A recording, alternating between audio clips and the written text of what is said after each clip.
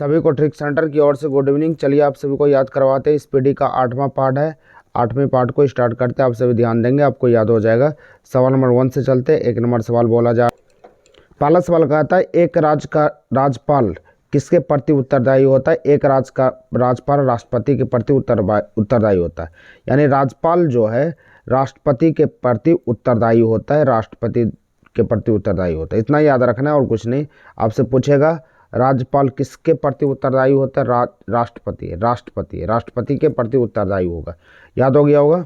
चलिए अगला नंबर सवाल पर चलते हैं। माउंट एवरेस्ट पर विजय पाने वाली पहली महिला जुनको तबई 1975 ईस्वी में विजय पाया था। माउंट एवरेस्ट पर विजय पाने वाली पहली महिला जुनको तबई 1975 ईस्वी में 16 मई 1975 ईस्वी में विजय पाया था। चलिए अगले सवाल की ओर आइएगा। अगला सवाल कहता है, वर्ष 1987 में भारत रत्न से सम्मानित होने वाले प्रथम विदेशी खान अब्दुल गफ्फार खां। ये पाकिस्तान निवासी था, खान अब्दुल गफ्फार खां। 1987 ईस्वी में भारत रत्न से सम्मानित होने वाला पहला विदेशी था खान अब्दुल गफ्फार खां। खान अब्दुल गफ्फार खां 1987 ईस्वी में भारत रत्न से सम्मानित जो हुआ था खान अब्दुल गफ्फार खां। चलिए आगे आइएगा। इंद्रधनुष के मध्य रंग हरा होता है। यानी इंद्रधनुष जो होता है, इंद्रधनुष 7 रंगों से मिला हुआ रहता है। उसका मध्य रंग क्या होता है? हरा। यानी बीच में कौन सा रंग होता है? हरा। लाल रंग का, यहाँ ये दूसरा सवाल होनी चाहिए, ये कि में प्रिंट हो गया। लाल रंग का तरंगदैर्घ्य सबसे अधिक होता है। लाल रंग का तरंगदैर्घ्य अधिक होता है, मतलब लाल रंग सबसे ज़्यादा दिखता। तरंगदैर्घ्य मतलब ज़्यादा दिखने वाला। लाल रंग का तरंगदैर्घ्य सबसे ज़्यादा होता है। आगे आइएगा। सूर्य के प्रकाश को संकेंद्रित करने वाला अवतल लेंस होता है। सूर्य के प्रकाश को संकेंद्रित मतलब सूर्य का प्रकाश ऐसे बिखरा हुआ है। अगर यहाँ अवतल लेंस लगा लीजिएगा, इसको एक जगह केंद्रित कर देगा, सारे प्रकाश को एक जगह केंद्रित कर देगा। कौन सा लेंस? अवतल लेंस। अवतल लेंस एक जगह केंद्रित कर देता है। जैसे एक शीशा में देखने वाला बच्चे में रहता था, इस प्रकार से रहता है, और यहाँ से देखते थे सूर्य की रोशनी को, तो एक पॉइंट पर दिखना शुरू हो जाता था, तो वो अवतल लेंस होता था। चलिए आगे बढ़ते हैं। मोबाइल सिम का अर्थ क्या होता है? मोबाइल सिम का फुल फॉर्म क्या होता है? सिम, SIM होता है सिम। इसको कहते हैं, इसको पढ़ के क्या? SIM, SIM। यानी S का मतलब क्या होता है, M का मतलब, I का मतलब क्या होता है, इसी का फुल फॉर्म को बताना है। तो इसको पढ़ेंगे सब्सक्राइबर। S का मतलब होता है सब्सक्राइबर। S का मतलब क्या होता है? सब्सक्राइबर। I का मतलब होता है identity. Subscriber identity module. M मतलब module. Subscriber identity module, SIM, SIM, subscriber identity module. चलिए आगे बढ़ते हैं। अगले सवाल पर आइए। रोम को विश्व का अपरिवर्तनीय शहर बोला जाता है। रोम को विश्व का अपरिवर्तनीय शहर मतलब का परिवर्तन नहीं हुआ, अपरिवर्तनीय शहर बोला जाता है रोम को। रोम को विश्व का अपरिवर्तनीय शहर बोला जाता है, अपरिवर्तनीय शहर। चलिए आगे आइएगा। नेशनल डिफेंस अकादमी का मुख्यालय कहाँ है? खड़गवासला। नेशनल डिफेंस अकादमी का मुख्यालय कहाँ है? खड़गवासला। नेशनल डिफेंस अकादमी का मुख्यालय कहाँ है? खड़गवासला। आगे आइएगा। खालसा पंथ के संस्थापक कौन थे? गुरु गोविंद सिंह। खालसा पंथ के संस्थापक कौन थे? गुरु गोविंद सिंह। खालसा पंथ के संस्थापक कौन थे? गुरु गोविंद सिंह। खालसा पंथ के संस्थापक कौन थे? गुरु गोविंद सिंह। चलिए आगे आइएगा। पुरुषों में रक्तक्षीणता एनीमिया बीमारी जिसको बोला जाता है, विटामिन 12 B12 इसको बोलते हैं अंग्रेजी में, B12 की कमी के कारण होता है। पुरुषों में रक्तक्षीणता यानी एनीमिया नाम का बीमारी जो होता है, विटामिन B12 के कारण होता है, B12। आगे आइएगा। महाराणा रंजीत सिंह के राज्यों की राजधानी लाहौर थी। रंजीत सिंह के राज्यों की राजधानी कहाँ है? महाराणा रंजीत सिंह के राज्यों की राजधानी कहाँ थी? लाहौर। महाराणा रंजीत सिंह के राज्यों की राजधानी कहाँ थी? लाहौर। कहाँ थी राजधानी? लाहौर। आगे आइएगा। कुष्ठ रोग बीमारी जीवाणु के संक्रमण के कारण, यानी कुष्ठ रोग जो बोला जाता है जीवाणु के संक्रमण के कारण। कुष्ठ रोग किसके कारण? जीवाणु के संक्रमण के कारण होता है। कुष्ठ रोग किसके कारण होता है? जीवाणु। कुष्ठ रोग किसके कारण होता है? जीवाणु के संक्रमण के कारण होता है। कुष्ठ रोग किसके कारण होता है? जीवाणु के संक्रमण के कारण होता है। आगे आइएगा। भुगतान संतुलन शब्द आयात एवं निर्यात के मध्य अंतर को दर्शाता है। यानी भुगतान संतुलन, संतुलन मतलब होता है एक तरह का संतुलित, जैसे बोलते हैं संतुलित आहार लेनी चाहिए, इसका मतलब होता है संतुलन भोजन होनी, ना ज़्यादा ना कम होना चाहिए, बराबर मात्रा में। इसका पता तब चलता आयात, आयात मतलब किसी भी चीज़ को हम खरीदते हैं तो उसको आयात कहते हैं, और निर्यात मतलब किसी भी चीज़ को हम बेचते हैं तो उसको निर्यात बोला जाता है। दोनों के बीच का जो घटाव होता है, खरीद और बिक्री के बीच का घटाव का अंतर, अंतर मतलब होता है घटाव को, उसको भुगतान संतुलन बोलते हैं। भुगतान संतुलन क्या होगा, आयात और निर्यात के मध्य अंतर को भुगतान संतुलन कहा जाता है। चलिए आगे आइएगा, अगले नंबर सवाल पर। अगला सवाल यहाँ का आता है, खाद्य संसाधन का संचय द्वारा विटामिन सी अधिकांश रूप से प्रभावित। संचय मतलब क्या, संरक्षित करना, उसको रखा जाता है, जैसे कोल्ड स्टोर में रखा जाता है या कहीं पर रखते, फ्रीज व्रीज में रखते हैं, तो उसको संचय करना मतलब विटामिन सी उसमें नष्ट हो जाता है, विटामिन सी खत्म हो जाता है। तो खाद्य संसाधन का संचय द्वारा विटामिन सी अधिकांश रूप में प्रभावित होता है, मतलब उसकी कमी हो जाती है, उसका गिरावट आ जाता है। चलिए आगे आते हैं। अंतर्राष्ट्रीय मुद्रा कोष IMF, इसको IMF बोला जाता है। अंतर्राष्ट्रीय मुद्रा कोष का प्रमुख कार्य सदस्यों देशों की भुगतान संतुलन की समस्या में सहायता करना होता है। यानी अंतर्राष्ट्रीय मुद्रा कोष, इससे पता भी चल रहा होगा, मुद्रा कोष मतलब पैसे की के बारे में बोला, पैसा, मुद्रा मतलब पैसा होता है, कि जो देश उसका सदस्य है उसके सदस्य के भुगतान संतुलन की समस्या को सहायता देना, मतलब कि किसी को अगर कोई परेशानी है, पैसा लेना है या फिर देना है, तो उसके में संतुलन गड़बड़ा गया है तो उसको पैसा देके उसकी सहायता करता है। समझ में आ गया। IMF मुद्रा कोष का क्या काम हो गया, IMF का उसके समस्या को संतुलन में लाना उसका काम होता है देशों का। आगे बढ़ते हैं, अगला ये अगला कहता है Y2K समस्या कंप्यूटर से संबंधित है। Y2K समस्या कंप्यूटर से संबंधित, किससे संबंधित, कंप्यूटर से। Y2K समस्या किससे संबंधित है, कंप्यूटर से संबंधित है। अगला आते हैं ISO 9000 अच्छे प्रबंधक का मानक है। अच्छे प्रबंधक का मानक, ये सब पुराना हो गया, इससे ज़्यादा पूछेगा नहीं। ISO 9000 अच्छे प्रबंधक का मानक, फिर भी याद रख लिए, कोई दिक्कत नहीं, क्वेश्चन बैंक का याद कर लेंगे। अगला आइएगा, अगला कहता है जल सतह अधिकतम गहराई में मैरियाना ट्रेंच प्रशांत महासागर में अवस्थित है। यानी कि जल सतह का अधिकतम गहराई, यानी कि गहराई, जल सतह का अधिकतम गहराई किसमें, मैरियाना ट्रेंच और प्रशांत महासागर, मैरियाना ट्रेंच और प्रशांत महासागर में अवस्थित है, मैरियाना ट्रेंच और प्रशांत महासागर में अवस्थित है। चलिए आगे आइएगा, अगले नंबर सवाल पर आते हैं।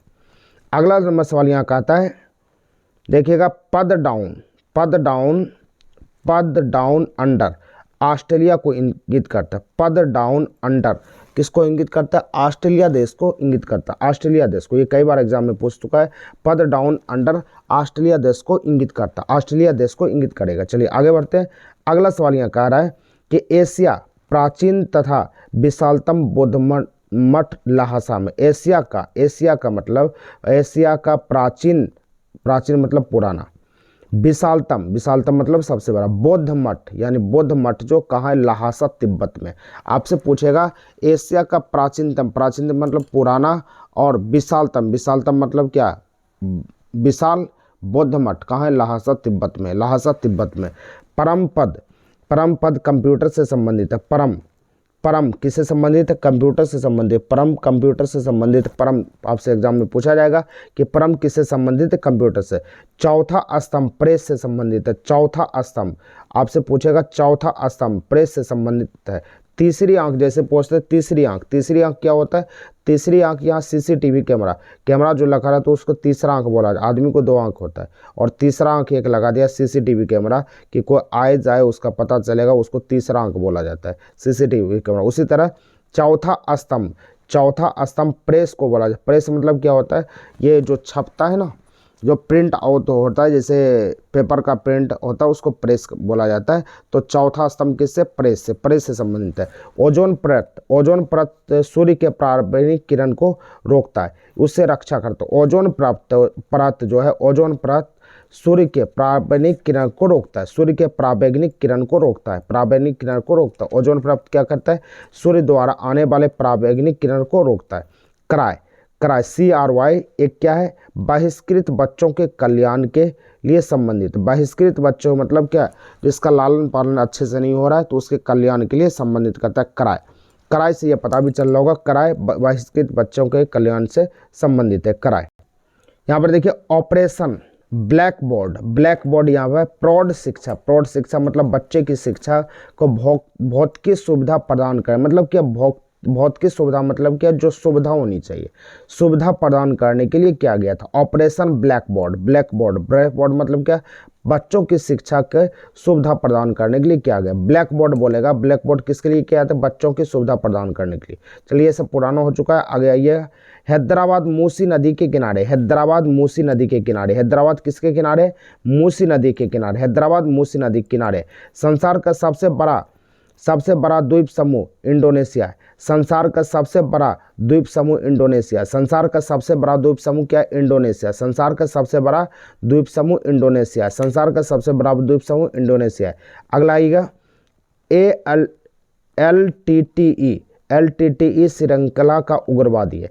LTTE श्रृंखला का उग्रवादी है, उग्रवादी मतलब होता है आतंकवादी। LTTE संगठन है, श्रृंखला का श्रीलंका का उग्रवादी, श्रीलंका का उग्रवादी है। आगे आइएगा विजयनगर साम्राज्य के पुरावशेष हम्पी में पाया गया। अवशेष, विजयनगर साम्राज्य का अवशेष हम्पी में पाया गया, हम्पी में पाया। विजयनगर साम्राज्य का पूरा अवशेष मतलब क्या, जो अवशिष्ट पदार्थ है वो हम्पी में पाया गया, हम्पी में। आगे आइएगा पुष्कर मेला अजमेर राजस्थान में लगता है। पुष्कर मेला कहाँ लगता है, पुष्कर मेला अजमेर राजस्थान में लगता है। पुष्कर मेला कहाँ लगता है, अजमेर राजस्थान में लगता है। आगे आइएगा अगला बोला जा रहा है विश्व का सबसे बड़ा द्वीप ग्रीनलैंड है। विश्व का सबसे बड़ा द्वीप ग्रीनलैंड, विश्व का सबसे बड़ा द्वीप ग्रीनलैंड, विश्व का सबसे बड़ा द्वीप क्या है, ग्रीनलैंड। आगे आइएगा डॉक्टर सी वी रमन को 1930 ईस्वी में भौतिकी के क्षेत्र में नोबेल पुरस्कार से सम्मानित किया गया।